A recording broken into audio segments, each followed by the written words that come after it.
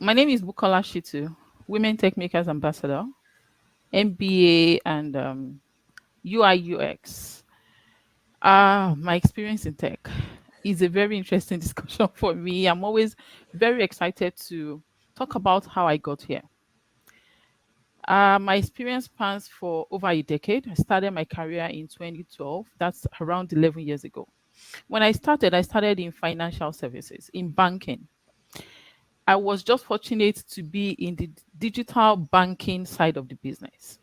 And when I got to the digital banking side of the business, I was expected to just know everything about tech. For my first degree, I studied business management, and then I went into my master's in business administration. Because of the skill requirements for my career, I specialized during my MBA. I specialized in financial technology and business strategy. I just wanted to know more. I did my first MBA with Chicago Institute of Business. That was my first exposure with financial technology, with startups, with all of this technology end to end. And it has been a journey from that time till this date. What I found when I started my career in tech fully was in that room of 17 of us, I was the only girl at the time. That was very interesting for me.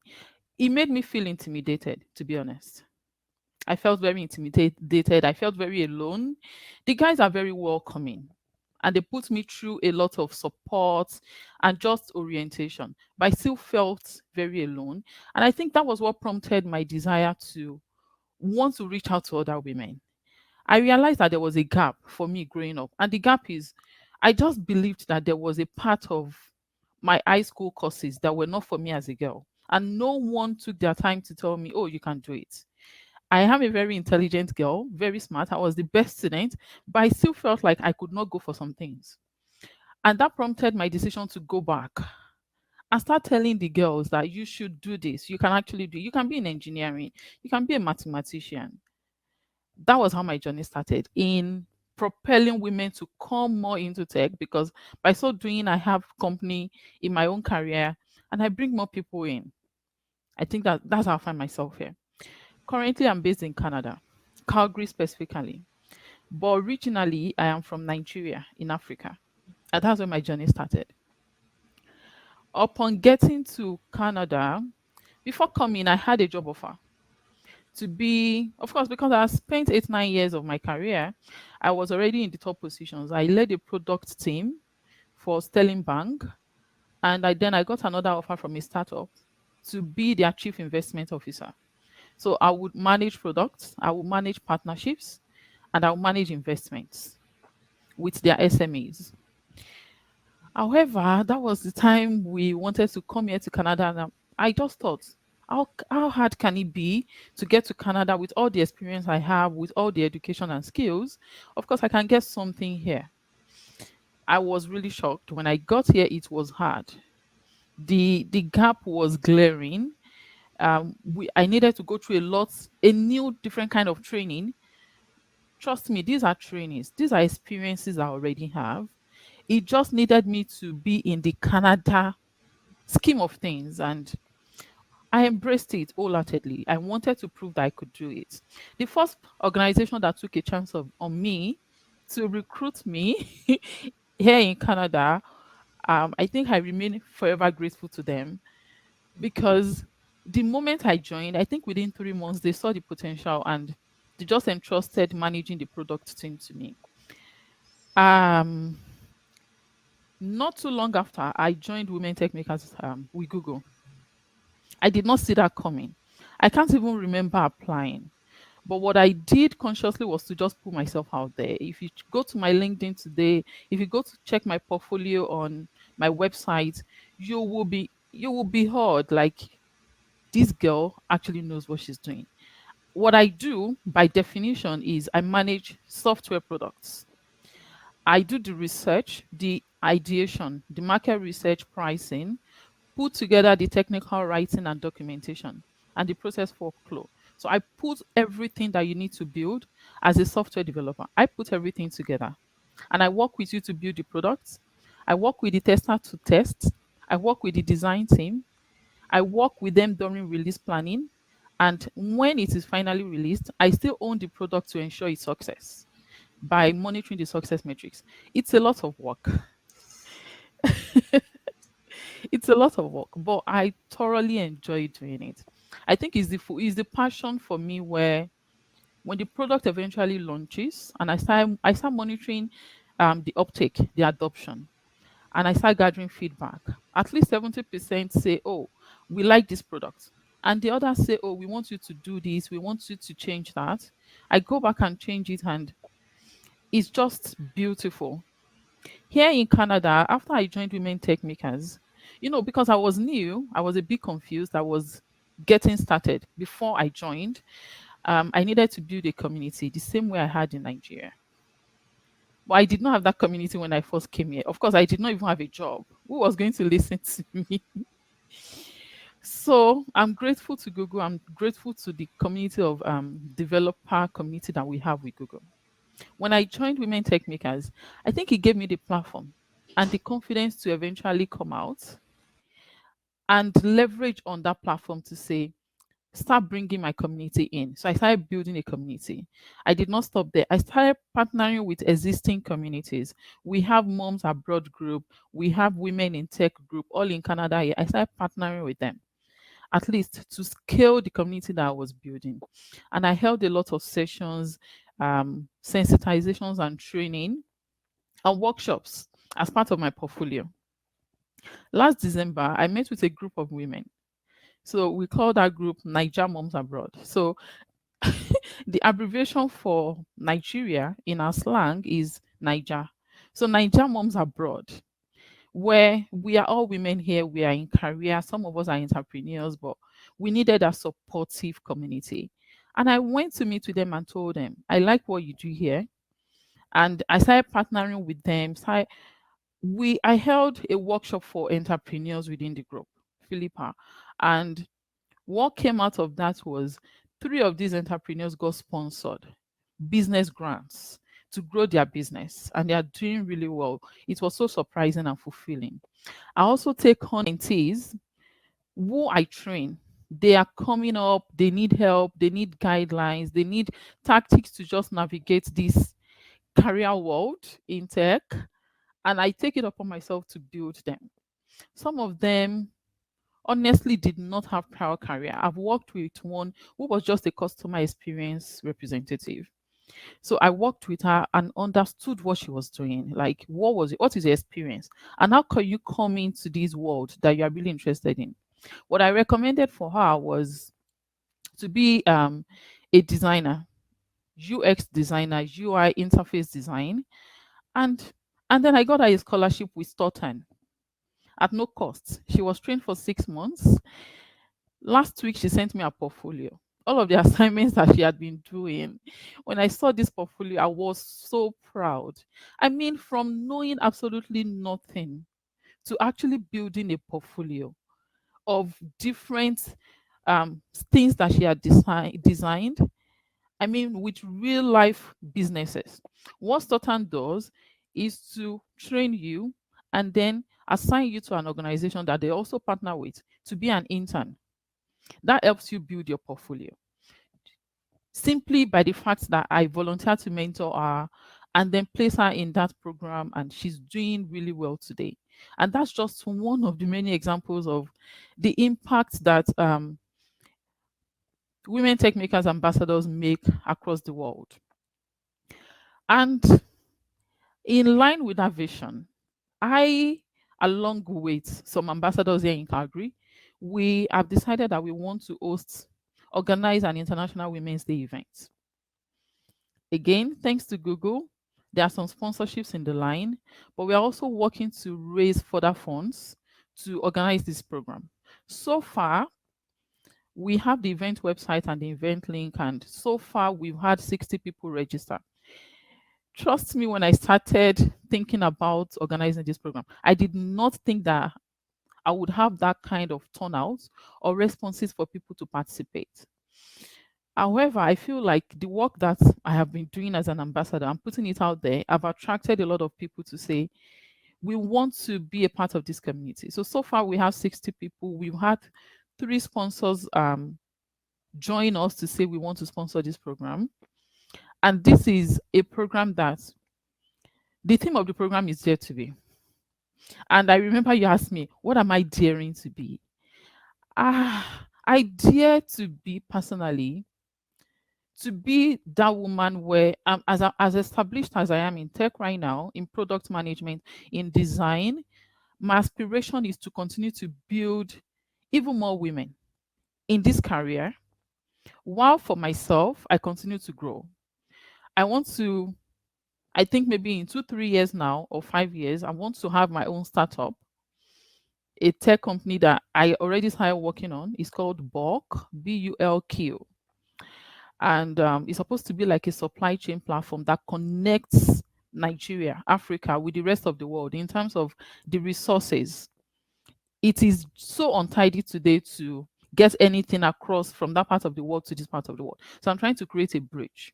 So I think that's my vision for the next 2, 3 to 5 years. And for International Women's Day, this theme is very important for me. I'll tell you why. Daring to be does not apply to just in tech. And I think that is the whole idea of why I was particularly interested in hosting this program. I've been talking about it for a while now. You can actually dare to be in any career. In fact, I do not look at it as just in tech. I call it STEM, which is the wider version of it. You can dare to be in science. You can dare to be in technology, in engineering, in mathematics. You can work in space. You can you can work in tech. You can be a physician. You can you can specialize in anything. And guess what? If you choose to be an entrepreneur or to be a full-time mom, which is a full-time job, I want you to go for it. I do not want anyone to feel intimidated and say, oh, because someone is doing this. It is okay for us to achieve a lot of things as women and to also be visible, put it out there. But even when you are doing other things aside being in tech or being in STEM, you're actually building the next generation. You are building your country, you are building your community, you are building a family unit, and that is something I respect a lot. I'm a mom, I have 3 kids, and I know that juggling this life with juggling that other side of life is a lot of work. So imagine someone that does that as a full time job. I want you to not feel intimidated, to not feel outside. I want everyone to be included, to become into this community, be part of my community as in Calgary, Women Techmakers in Calgary, be part of it. Do not say, oh, I'm not in tech. I'm not in STEM. I'm just an entrepreneur. Um, I just want you to come in, be included, be recognized. You know why? Google actually has tools. There are Google tools that can help you as an entrepreneur that we will train you on. We provide these resources. And when you're a full-time mom, but you want to have some income, there are also tools that are available to you. You only need a community to provide that information. You need that community to support you, to build up your confidence. I've had experiences with women that already have business today in our community, but they're unable to put it out there. They don't even know how, and they pay some people to say, "Oh, I'm trying to be visible to promote my business," and they just collect like ridiculous amounts of money from them with little to no result. Like the return on the investment is so minute. So I am saying that I think International Women's Day, organizing it for Calgary this year, is going to also project this community that we are building here. A lot more people will become aware. And the fact that we are saying, we are preaching that we do not see it as just a tech community. Whatever you do, we can actually apply tech to whatever you do and use it to build you, to grow you. We are coming into IWD this year with a lot of testimonies, with a lot of truth from people that has gone through, that has passed through us, that has experienced what we do here. Another highlight for me is because again, I keep saying I come from Nigeria, so I recognized the amount of gaps in the community that I came from. So again, I said to WTM, I told them, I said, I'm organizing something in Calgary, but I'm also looking to partner with a foundation back in Nigeria. It's called Letter to a Lady. What they do is to reach out to young girls. If you remember the beginning of this conversation, it was actually what I was doing before even relocating, working with young ladies, especially high school, to help them make a decision that they would know that it is an informed decision. If they decide to go into tech, it is informed. If they decide to do something else, it is also informed, not because they were too afraid to go for it. So what this foundation does aligns with what I used to do. And I spoke to them and say, I really want to partner with you. So while we are having International Women's Day in Calgary this year, we are sponsoring another one in Nigeria. And we are reaching out to 250 people. At least that's the budget we have right now. It might be more, but 250 people so far.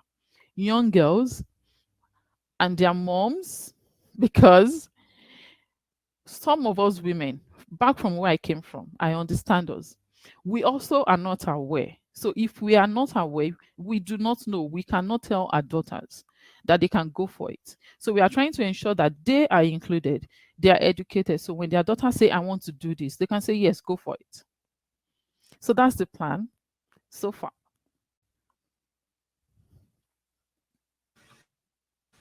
That is a beautiful plan. Yes, absolutely. Okay. That's we covered. I mean, that I love that. And so, how would you see in the role? Because again, you're really sponsoring an education of the role of education for young women, and how that can help sort of create the momentum. Mhm. And then, yeah, let's just talk about sort of worldwide education. What you see as far as Okay, so I'll speak for my community here in Calgary, in Canada. I think Canada is doing a fantastic job of that. I have a grade 10 student who is my daughter. She's going to grade 10 by September. And maybe because of my experience, I've been trying to make her aware, understand that these are opportunities available out there. And then I found out that here in Calgary, by the government of Alberta, there's actually a STEM institution for high school students. That means you go to this school and everything you are taught is sciences, technology, engineering, and mathematics. Of course, there are other courses like social sciences, but the focus is on STEM. And they're using it to build a lab for the next generation, which is fantastic. So if you ask me, I'll say that this kind of initiative is something that governments across the world should adopt. This is me speaking for my community. And if I'm to compare this community that I am right now with where I came from, I would say that is not something that is happening. So I'm using this medium to tell organizations and governments, policymakers, decision makers that we should actually make this thing more inclusive and create the enabling environments. These institutions creating back in my country, if you were to aspire to be in this field, you will pay through your nose and the funds are not available. So we need a lot of sponsorships. These are the where I am right now is a developed world. So there's a lot of sponsorships, there's a lot of student loans, there's a lot of accessibility, there's internet as well. Where I came from, all of these things are not there. So when we want to start looking at how to invest in education, how to promote the next generation, there's a lot of skills in this part of the world and from where I came from. And in order to bring everybody at par for the future, we should look at investing in those places and educating them, sponsoring them. And in sponsoring them, there's one thing we should look out for. Sponsor through organizations that will make the dream work. You understand the ramification of what I'm trying to say. Sponsor education through people, through institutions that are real and will actually make your dream work. Otherwise, it's just going to go down the drain. And you would have said, oh, I sponsored 300 million. I'll give you an example. There's Khan Academy where I had someone sponsored and it used to be paid for, but now you can go there and learn everything for free. Hmm. I'm a Khan Academy student since I need to sort of brush up on some of my foundational maths and sciences as I pursue my degree.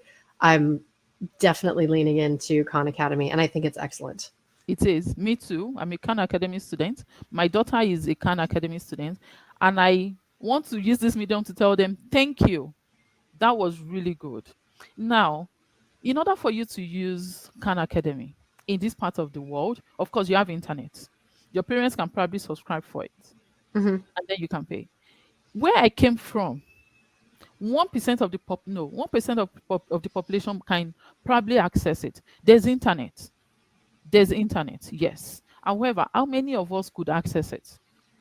How many of us have the resources, maybe the laptop or the smartphones, or even the awareness that, oh, there's a Khan Academy where you can get all of this education for free? Do you understand what I'm saying?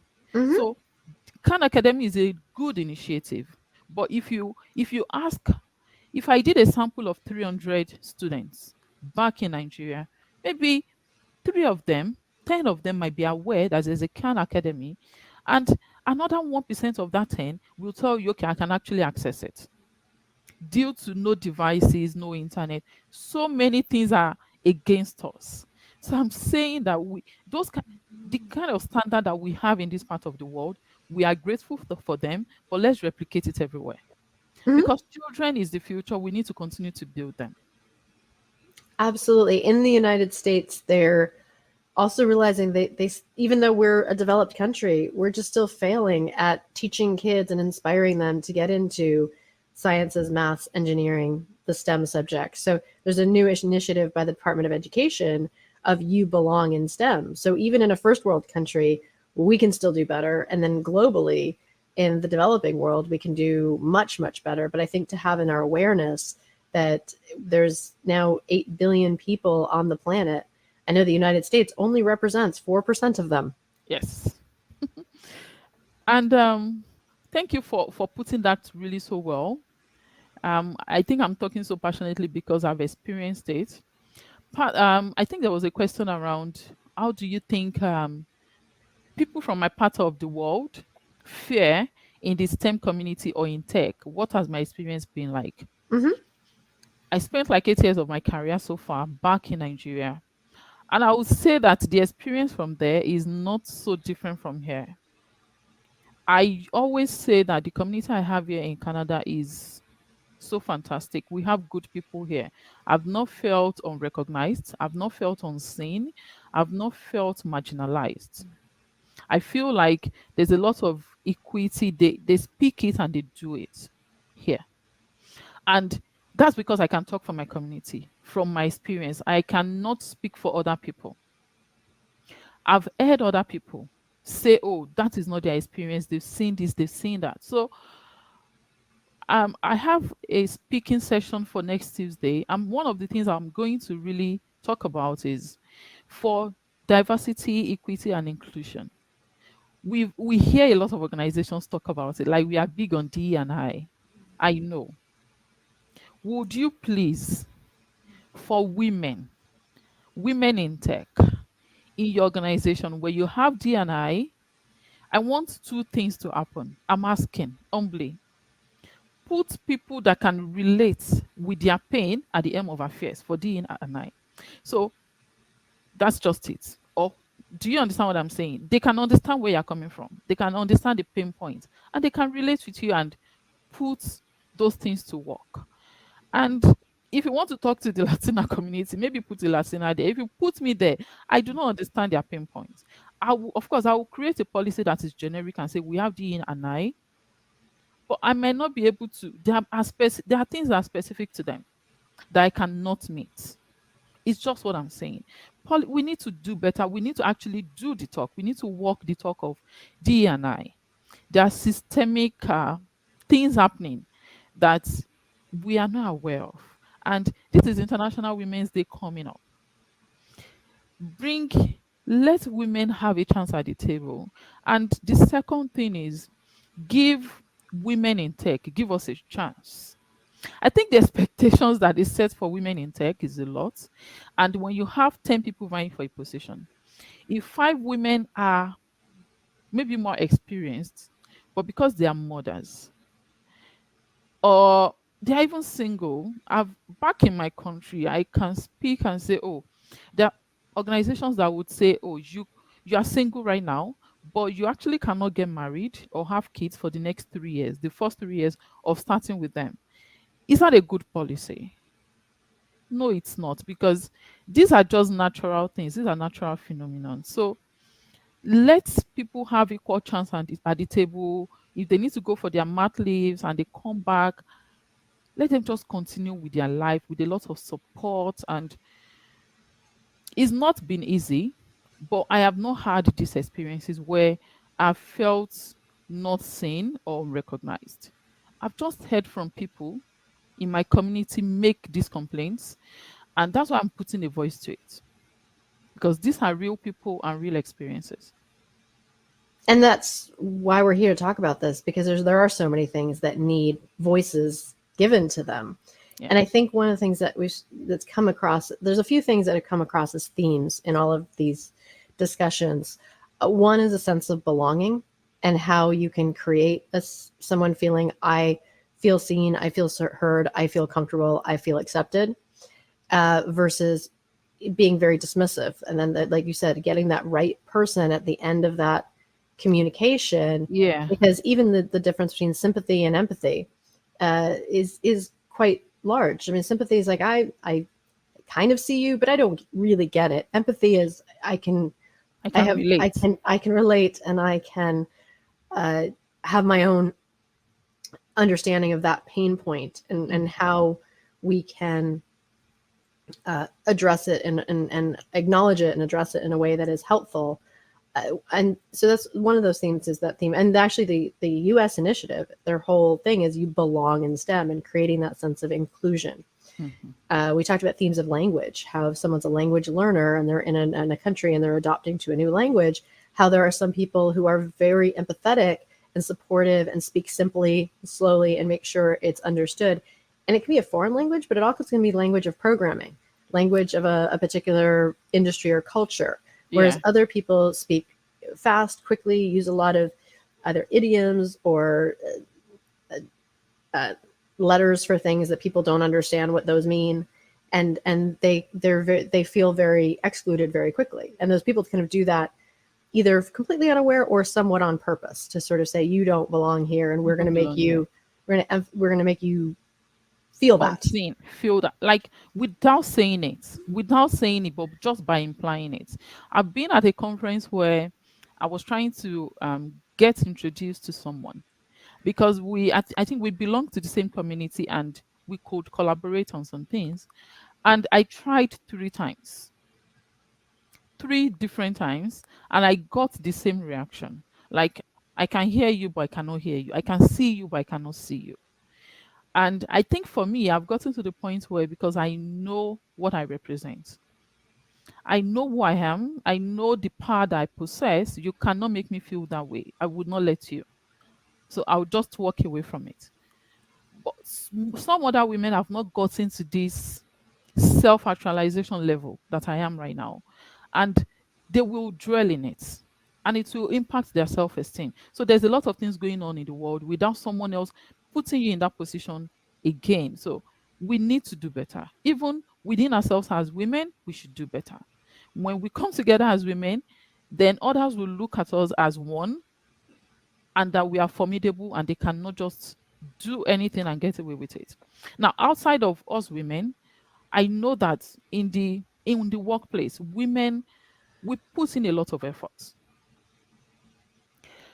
Like I said in the beginning, there are lots of expectations from us women. To even get the job, you get somewhere and there are already like 10 people and you're just the only one, or there are just two of you. And the part where it is really appalling for me is, in that room of 10, there are 8 men, there are 2 women, for example. Now, these 2 women, guess what position they are holding? One is the receptionist, and one is holding maybe one other position. So It cannot be said that we don't have women in this team, but what do they do for us? How important are they? Are they part of the decision makers? So I'm saying that when we are talking about D&I, when we are talking about inclusion and putting women at the table, put them in positions of power such that they can bring other people in. Do not just put them at the foot where you are just fulfilling the purpose of, oh, we have women here. And that is really important for me. I've always said that we already have this sense of, oh, we are timid. And it takes a lot of work to bring ourselves out of our own shell. But imagine having to go through that work to bring yourself out of that shell and still getting pushed back. We just give up. I know that out of every 10 of us, 7 of us sometimes give up, like, okay, I'm not going back there. The other 3 will keep pushing and keep pushing. And that's why you will see that, oh, some women eventually make it through. The amount of judgment that we go through is part of what International Women's Day is about, is part of what Women Tech Makers is about. I believe, in fact, I call it women's STEM makers. We can be in STEM and we belong here. And we are smart and intelligent. And our contribution, most times, unlocks a lot of things. Like everything might have been tangled right now, and you see a woman just unlock it by just that one thing. The dare to be for me, for this International Women's Day, is a way to say that, to make a statement.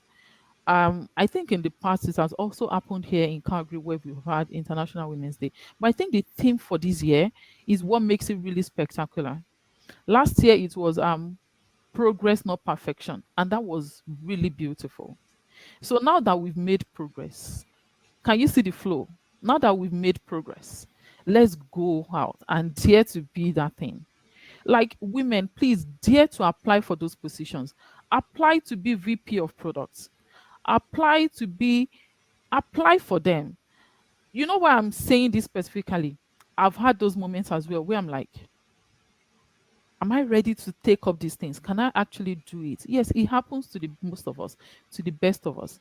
But you have to fight yourself. Be truthful to yourself. Yes, be truthful. Know that, can I do this? If you know you can, of course, when you are true to yourself, you know what you can do, where you can deliver. Then go for it. Dare to apply for, because we keep saying, oh, we don't have women at the helm of our affairs. Do we go for it? Has anyone asked that question? Do we even dare to apply for those positions? Because we keep, when you get to some job sites, if you look at the stats, they'll tell you when you're about to apply for the job, maybe 30 people already applied. When you look at the demographics of those 30, 25 men have applied. Why? Do we need someone to help us apply? No. As women, we should go for it. I've seen women that have been in the industry for a while and we are just still behind. Whereas if you compare those kind of women with men in the same position, you will see how far they've gone. So I feel like at times we women ourselves should be the ones that should just go for it. Let this International Women's Day, let it be a way to tell all of us to go for it. Dare to apply for those jobs. Stop selling yourself short and say, oh, I still need another year. I need another 2. You never know. Let it be that you tried. Whatever the outcome is, you dust it and then you go for the next one. You keep going, you don't give up. Dare to be is very powerful and it speaks to me personally, honestly. And I want to agree and then expand on what you said. For me, it was actually a big deal to apply to get a science education. And Really? yeah, I come from the arts. I've had a wonderful creative career. And for me I was just ready for kind of a reinvention. And I got a master's in urban and regional planning, which is Okay. still a master's of arts. But I fell in love, and I refer to it as sort of falling down the hole of data science. Everything in the digital maps, data science, and I've always been very tech oriented. I've always been an early adopter for software. I mean, in college, I was learning my HTML so I could build websites. So I've always been tech oriented. Mm-hmm. but I've never thought of myself as a STEM person. And I always felt like there was a divide, like the arts people go over here and the STEM people go over here. And even in my arts career, I was on the business side of arts. So I love the business of creativity. Okay. And so for me, I was actually nervous I was going to get in to a science program. I just mid-stepped it. I started with a certificate program in GIS. And then like once I got there, then I took the next step and applied it to a full master's. And now I'm a master of science candidate. And Awesome. that's where I'm just running with this embracing I'm in STEM now. And Yes, you are. I want to be an advocate and a leader. And I also want to admit that although I got straight A's in my urban planning degree, I got C's on my exams in science because I learned that I don't know how to study. I don't know how to learn. It's just a different the way that I can write it. So I ended up my final grades were B's, but it was because I got C's on my exams and A's on my Yeah. paper. I know how to Okay. write a paper, but I didn't know how to study for the tests. And so, okay, this semester I'll aim to do better. And I when I was preparing for my final, because I did abysmally on my midterm, I didn't do that great on my final because I the last minute I was like, oh, maybe I'm supposed to go through all the slides and take notes and like really.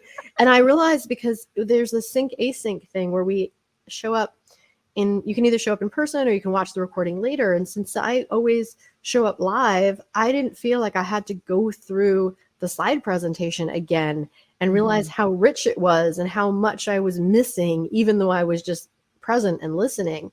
And so now I'm just like, oh, there's a different way that you study. There's a different way that you Yeah. memorize. There's Mm-hmm. just a different approach. I didn't even understand, even in the beginning in writing papers, that science is about replication and experimentation and discovery so that you'd have a scope of work and then you needed to write your methodology exactly what did you do in a way that someone else could follow along and they could do the exact Exactly. same thing and Yeah. should in theory get this same result, or if they pay attention to your notes, comments, feedback on your results, that you could say, hey, here's what I learned. If you did this again and applied things I learned that maybe I wasn't able to do in my version of it, you could get a Yeah. better result. And Mm-hmm. I just realized how collaborative science was and how creative science is because It we're is. creating new things. And the thing I love about being a creative is the iterative process and the blank page. Oh, and And that that happens here as well. It and that does. exists in science too, It because when you're does. creating a software program,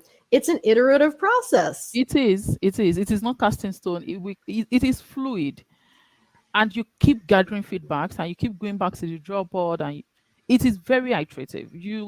In fact, I think that's what I love most about it: learning from my inventions, from my creations, and then using it to reinvent it and take those learnings into the next one.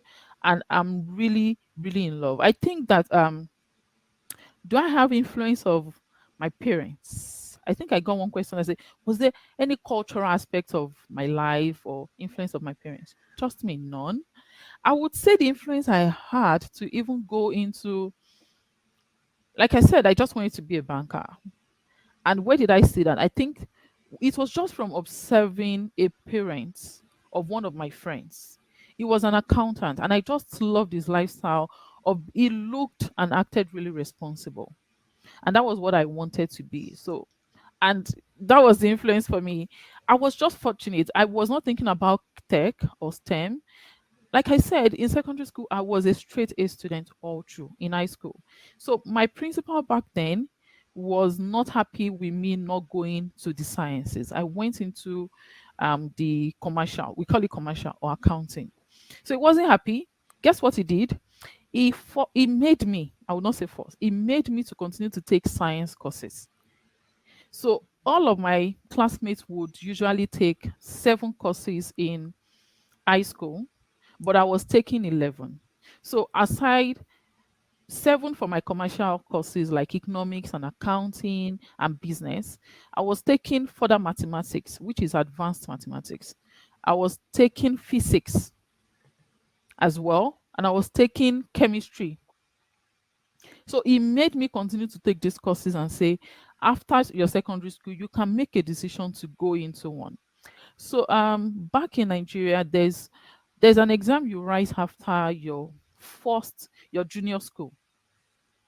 So I took this exam. It was statewide, and I was the best student. So there is an expectation for best students to go into sciences, but I was just not interested. Trust me, if I had the motivation of my parents or had someone be a mentor that would tell me the opportunities in STEM, or in fact maybe the career path there, I would have made a decision and say, okay, I still want to go to accounting regardless, or now I want to go to into STEM. Of course, it would have been an informed decision, but trust me, that decision back then was purely because I saw someone that I saw as a role model and I just wanted to go there. I did not know the opportunities or the careers that I could explore here, but I continued to take the courses. And when I got into the university, this thing really helped me because I got into a course that was within a science department. And it was hard for a lot of us, but because I continued to take science courses, it really helped me to navigate. I still graduated in business. But from there on, when I started taking my masters, both my masters have been in technology ever since. And right now, for this year, I'm hopefully going to apply for a program like my PhD, and it's just going to be in sciences this time. Technology, like information technology, is what I'm hoping to specialize in this time. So I think that any cultural orientation for me, no, like I said, my community was very rural at the time, and no one that I could see around me. In fact, I did not like to be a nurse or a doctor. I think I was just scared because if you needed to be a doctor, you need to be in sciences, and I just did not want to go into sciences. So I think my belief back then is if you go into sciences, the only thing you can be is to be a doctor. And I did not want to be a doctor. So, but I'm grateful for the journey so far. Going into banking, finding myself in technology from there, and building my journey up to this date is what has led me here. And for 2022, being part of WTM even expanded my wings. Like I had to come out of my shell, meet a lot of people, impact a lot of lives, and using IWD as the next level to expand even further into this community is something that I'm really happy about. It's an amazing community. I'm a new ambassador. I just was onboarded in November, and so we're really just getting started. This is my first WTM event. This is my first IWD event, and so I'm just the amount of support, enthusiasm, participation that I got immediately has been just Awesome. really affirming, and Mhm. and my brain is popping with ideas of where my Sorry. brain is popping. That's me. I'm My brain is popping with ideas of where I can take this next, because Yes. things that I am interested in now, I realize that I can.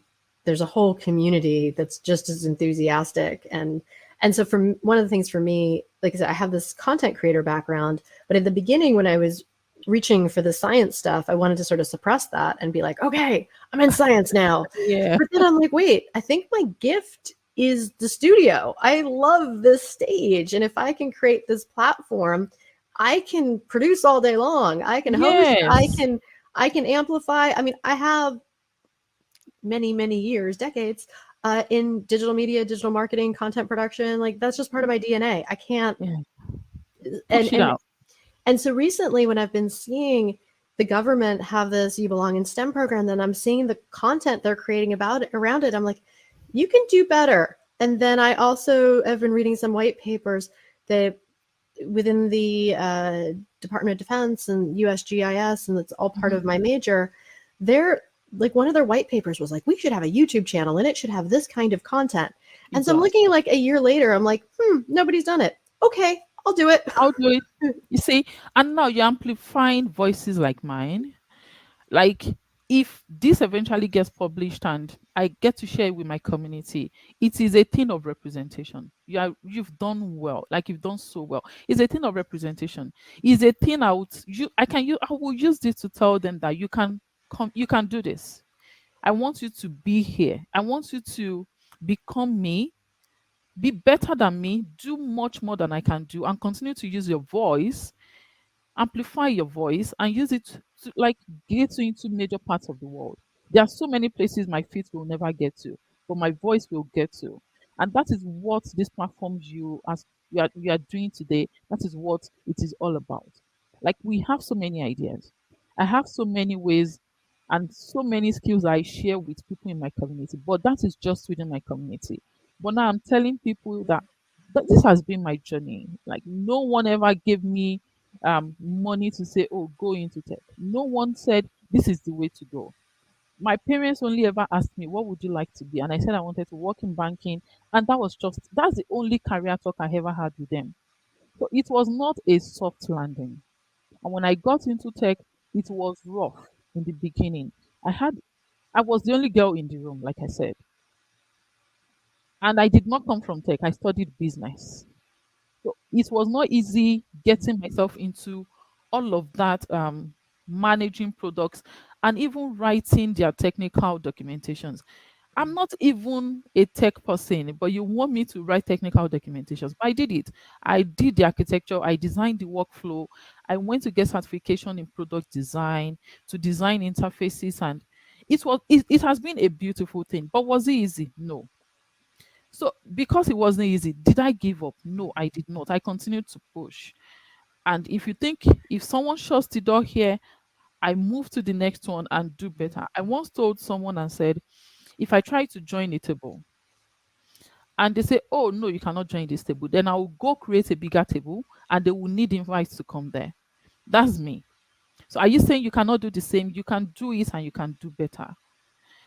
Um, what we are doing now is to encourage all of these young women to come into tech or into STEM or whatever they want to do. Let it be an informed decision. But what about the women of today who already had their university degrees and they're like, oh, can I still come here? That has been what my community has been about for the past few months now. Like, do you want to transition here? Then you can do it. Some of them were in STEM and they had a career break 2 3 years, and I'm like, we can brush you up.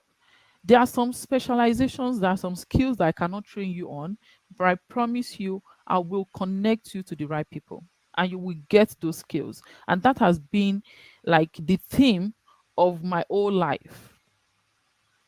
And If you believe, oh, this girl is in product management, she's in design, she's in, just come in, and if whatever it is we identify you need, we will get you the resources for them, we will get you the people, and you'll be able to soar.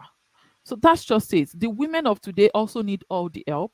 The women that are coming up need all the help. And it is a way to ensure that that balance is established. If you are here now, then you are welcome.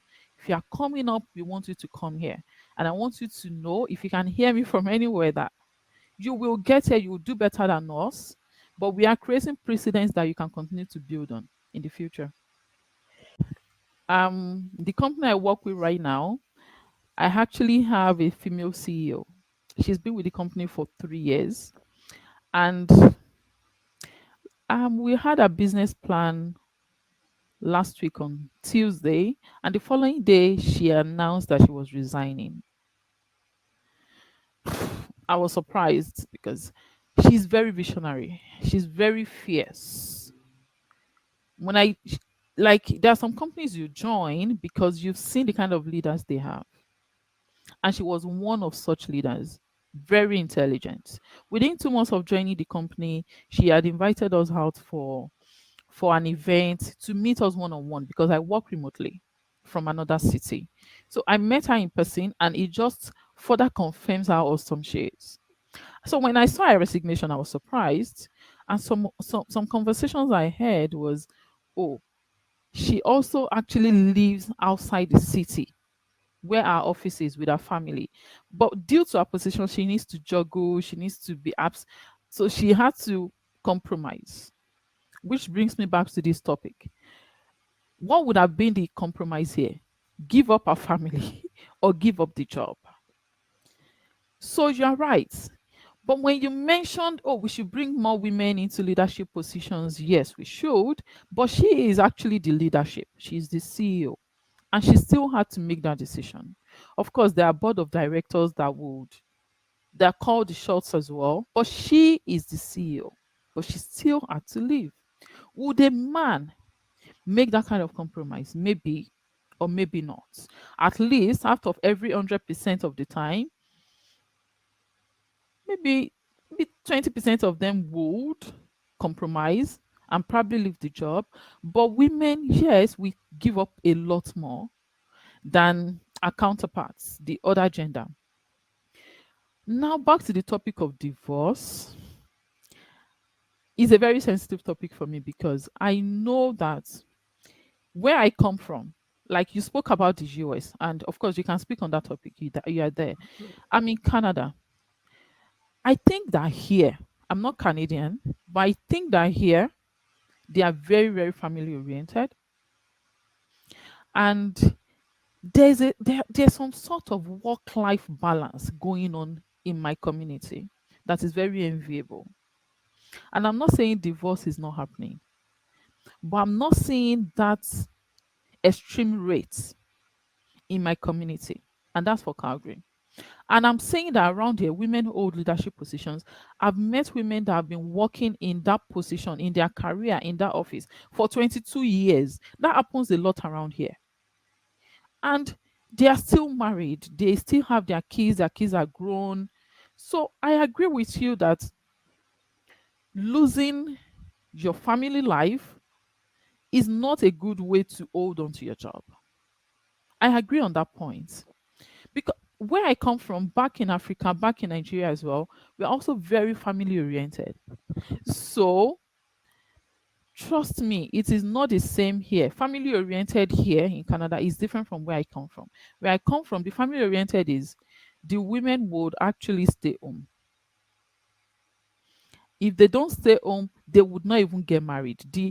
We are in a generation in my part of the world where they would rather not get married and just continue to build their career. So they won't even get married, maybe have kids outside of getting married, or not even have kids at all, and just continue to grow in their career.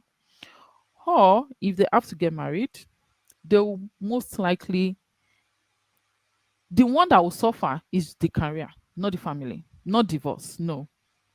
So that's the comparison there. It is definitely not divorce. Divorce is happening. I'm not saying it's not happening, but again, not at that crazy rate. So while here in Canada, people are still able to hold on to family and to their job, and divorce is not that crazy. Back in Nigeria, you would either have to remain single or give up the job, but not divorce. Divorce will not be the first thing that will come to our mind from that part of the world, is what I'm saying. No, no, I agree. I agree. I'm just saying a trend that we saw for there's a Yeah. whole sort of 2 decades where that seemed Oh, to be the you. solution for a lot of women. Um, Yeah. I went on a career path. I definitely made a choice, and I think part of it is because I moved from New York City to Los Angeles, both like big metro areas, and I invested in my education and I pursued a kind of a creative dream, and Mhm. I would meet lovely people, and if they were saying, "Hey, I'm going to grad school in Iowa because I want to be a doctor," I'd say, "Okay, bye." Like I had my path. I was not going to follow anybody else. I was and Yeah. being in the entertainment industry when that it changes and evolves sort of decade over decade. But the time that I was there, uh, Being free, being independent, and yes, just being happy. I think what I was driving at is two things. I'm trying to compare the different terrains. Like you spoke for the US, a lot of divorce going on. Women just want to be able to like have that kind of level. I think the kind of level that men are getting to. And then I compared it with back in Africa how divorce is like a taboo, almost a taboo, but it is happening, just not as high. hmm So these days, ladies will rather just stay single. And if you are ready to compromise, then you can get married and keep working. But if push comes to shove, it's definitely not divorce. At least not the first thing that will come to mind. And in this part of the world, in Canada, it is happening, but just also not as high. And I've seen families stay together like for long and they are both working. and However, I think that my journey as, I don't know, I was I was the type of the Nigerian women, one of them that did not want to get married. I think that is my own story. I think I am still ambitious. I just wanted to continue to grow. I was on a pedestal and I wanted to maintain it. So no, I did not have it in my scope to get married because I also had the belief that maybe marriage holds you back a bit. It burdens you, it has to your responsibilities. But after I got married, and I did meet my husband on the job as well, after I got married, that has not been my experience. That is why most times I'm like, I like to talk from a point of experience. Like I cannot speak for other people's experience. When I happen to get married to someone who has the same kind of career that I do right now, so he understands what I am doing. I can talk to him about it. We can relate, we can share ideas, we can give one another tips. And so we always are able to find a common ground, even when things are not cool. Like find a common ground and say we still need to keep moving forward. So if you ask me, from where I sit, I want women to be able to make these kind of decisions themselves. The same way I was able to make that decision for myself in the beginning to say, do I want to get married? No, I do not want to. If it happens, when that happens, eventually, it will be on your own terms and you'll be able to manage or merge both to a good extent. It's not always 100%, but you'll be able to manage it to a very good extent if you find that kind of person. If you do not, make a decision for yourself. Are you going to do this? Are you ready to compromise? Are you going to give up this part of your life? Are you ready to accommodate all of the baggages that comes with it and settling down and having kids and probably losing some time, some momentum in your career that can even propel you backwards a bit? These are the kind of tough conversations that we should start having. You either want to be a career person, or you want to get married, or you want to have both. If you have that understanding from the get-go, it will make it easy for you to say, okay, I don't want to do it, but now that I want to do it, all of the things, all of the factors that will come to play. Honestly, you cannot think about everything. It comes with surprises. But there are some that maybe 50, 60% of the way you've thought about. So the surprises that come with it will not be too shocking. So you already create like have an like an absorber, something to say, if this comes, I'm ready to accommodate this person. Do you know how much love you should have for that kind of person for you to be able to get to that level of we can tolerate it? Of course, there are deal breakers that happens. Like when this happens, then I cannot continue. And when That was my women story. Yeah. exactly those kind of situations, I applaud them the same way I just applauded you because then you know what you want. You're able to stand up for yourself. And it is still part of this IWD where you are telling women, please do not stay in a situation that is no longer serving you. Be it in marriage, be it in life, be it in work, anywhere, even in friendships, in relationships. Be able to make a decision, be able to set clear expectations, communicate clearly, and be able to make a decision. Stand up and say, no, this is not acceptable. I will not take this. These are the things that really helps us. It comes with respect. When you're able to stand up for yourself and speak up, it comes with a lot of respect. People respect you, even in relationships and in friendships. That's why I'm like, this is a very sensitive topic, but it's also personal for different people. But what I want people to be able to take away from what we just shared is before you make certain important decisions, you have to think about it from a lot of angles. Is it career for you? Because if you decide that it is career for you, you will not take any prisoners at all because it means that if they do any nonsense, the tiniest one, you will walk, and that's not healthy. Now, is it marriage for you?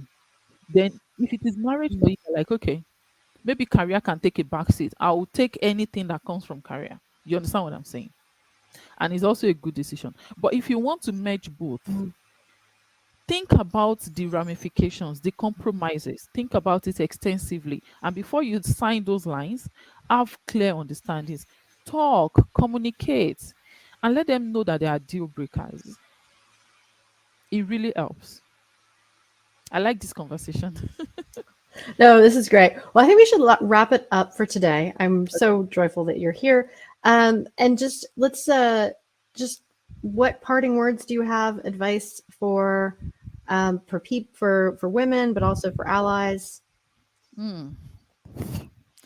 Well, I will not start with women. I will start with everybody, men that are like 80% of our decision makers right now, today. Please, I'm asking you humbly, let women in. Let us in.